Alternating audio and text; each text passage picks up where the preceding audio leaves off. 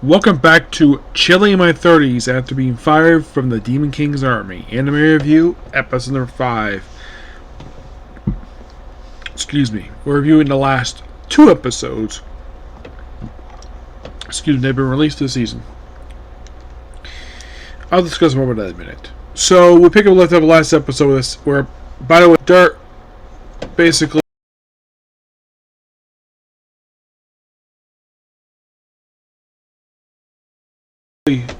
Darniel and his father, the previous hero, go into mine and rescue knockers. And of course, basically, they have to go deeper because one member of Central Go got trapped there, and they come across a magical beast whose body is the mithril material. Interesting. He only appears as one episode. And he powers the device and, well, take on the salamander. The salamander leaves after apparently, touching the edge of the chin of the thing by dark touches. And then, of course, his Dr. Fire, Garthil, has the current General of the Wind to teleport him back to the Demon King's castle to confront his son, who apparently is responsible for the salamander attack. Yep, and apparently he went to this room known as the Room of Secrets to gain this Hex ability.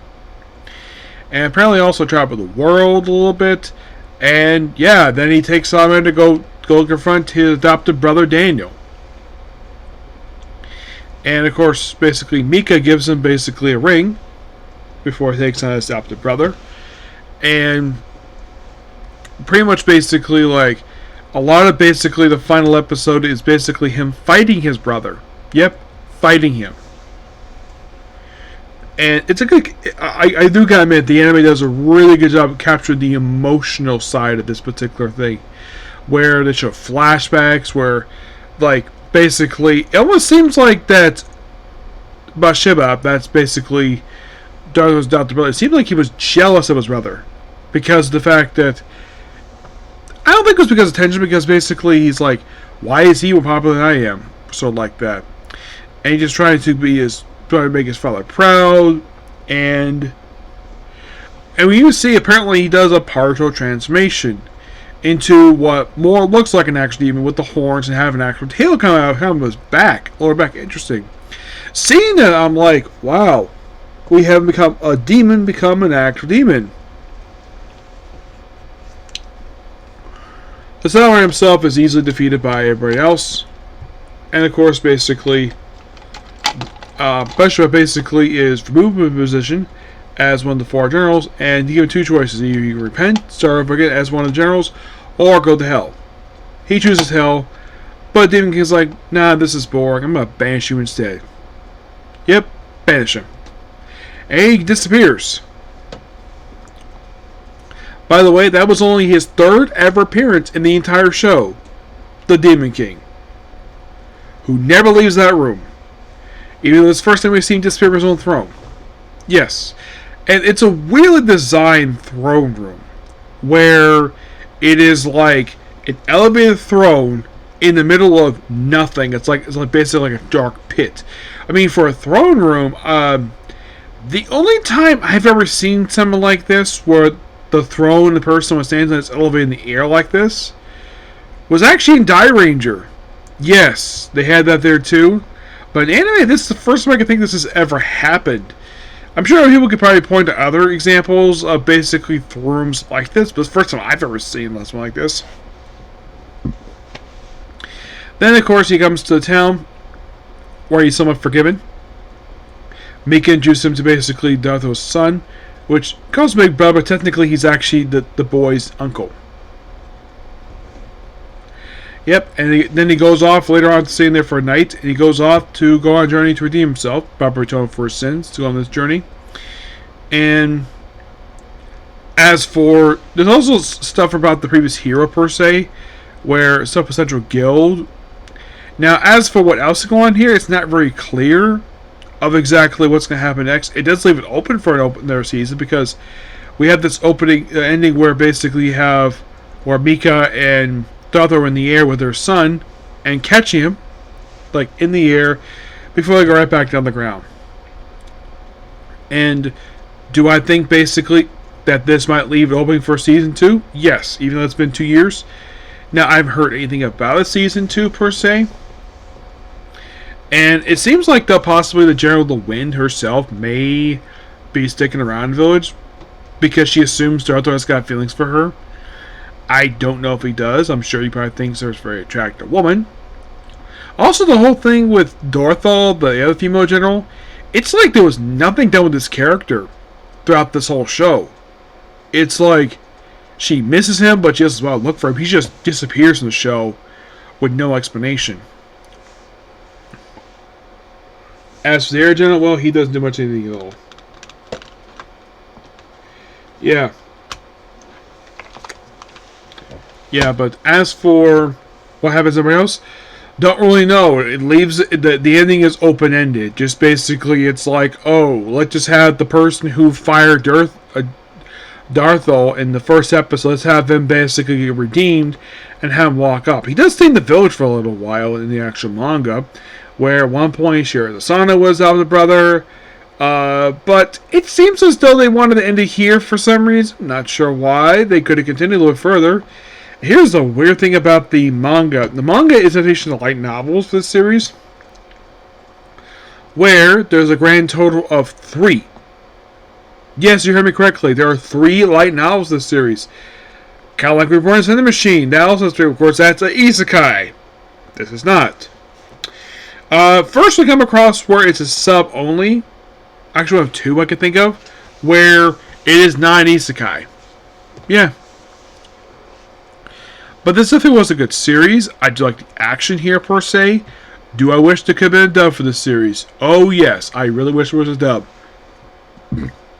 Excuse me, who gets the voice of the characters? Well, in the case of the main character, I could see many different voice actors doing it. I could see Alejandro Saab doing it. He's one. Eric Vale definitely might be a good choice. Sabat, no, he probably either the former General Fire or probably the hero. Those 2 are the only 2 I can think of. I don't think he can do the main character per se. It's just that probably won't be in his wheelhouse to do that. Despite the fact he did kind of voice the male lead in Risk in the World. Mika, his wife. I could potentially see Lucy Christian doing it. Colin Clickenbeard. Do I think Stephanie Young could do it? Probably not. I think she might be good for the mother. Despite the fact she has so much dialogue in the show. I think she speaks like a few times in the show. I could see Stephanie Young as the hero Lottie. I could see her voicing that character. Yes. What about what Mika's father? I could potentially see Bruce Elliott do it because he might be perfect for that character. As for the younger hero per se,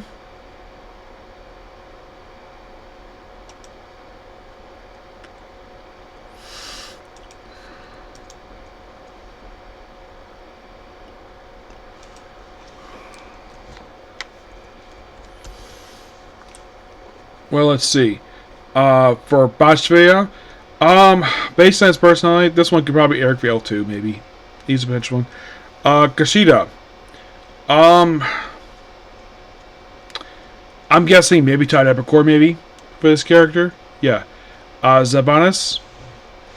This is one basically I could definitely see probably either Stephanie Young or Michelle Rodriguez basically voicing this character. Demon King himself. Maybe Matt Mercer. Yeah. I can see him doing it, but the only problem is he only appears in 3 episodes. Yeah.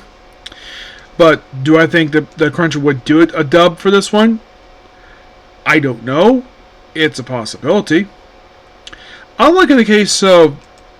Now, here's the weird thing. Unlike the light novels for Reborn in the Machine, the one for this show has not been released here. Don't know why, but it hasn't. The manga is released here. Digitally. Yes.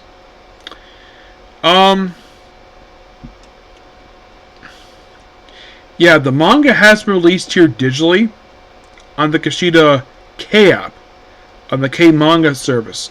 Yeah, that one has released here. But I do think the anime did a good job, basically adapting the story. The one criticism I do have for the show, in case someone read the manga for this one, I may not read the light novels. Like I said, that release here. People might complain about the trimming down the fan service. We do get that here, but that's a mild complaint on my part. Basically, the fact that the anime did cut down some of the fan service. I know kind of also my thoughts too. I'll just move on. I'm already basically finished reading my final thoughts already. I do think the anime basically did a really good job, definitely a good part of the story.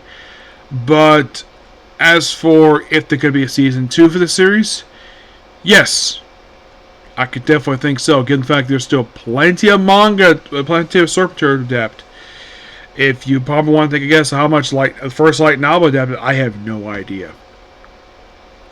I think in terms of the manga for how far they adapted to, they probably did the first 36 chapters after I think it was 80, I think it was. So we got plenty for that.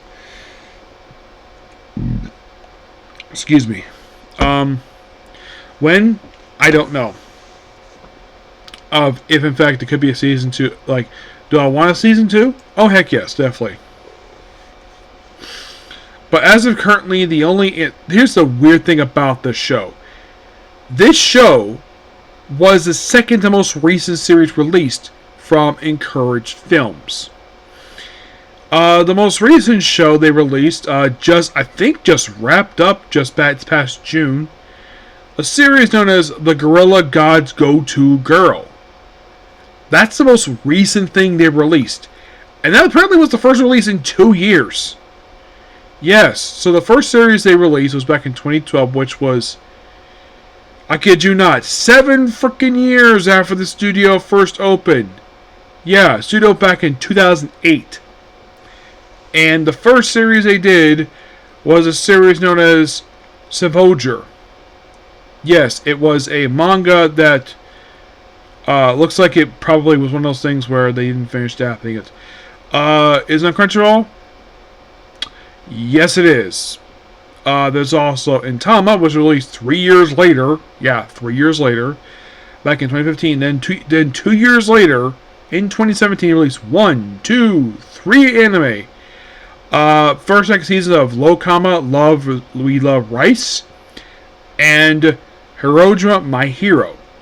And they released 1 anime the following year, Mark Sorta, the Aphilic Boy and the Girl in the Bottle. And then waited another year to release another one, Isekai Championship, which I have reviewed that one.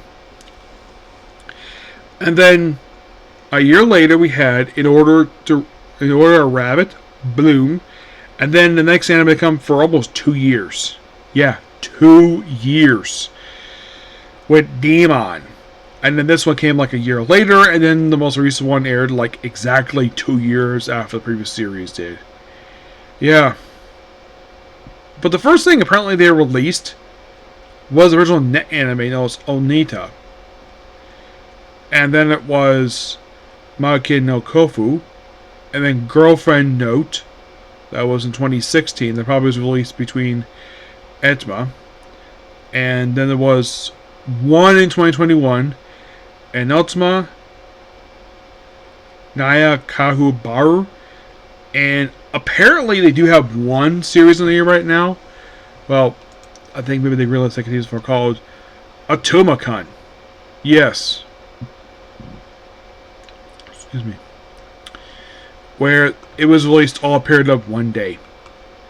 Yeah. Now, as for if in fact they're going to release anything else, I don't know. If the only things I probably would love to see in their season 4, I would love to see something else for Isekai Chibi Dish because that left open.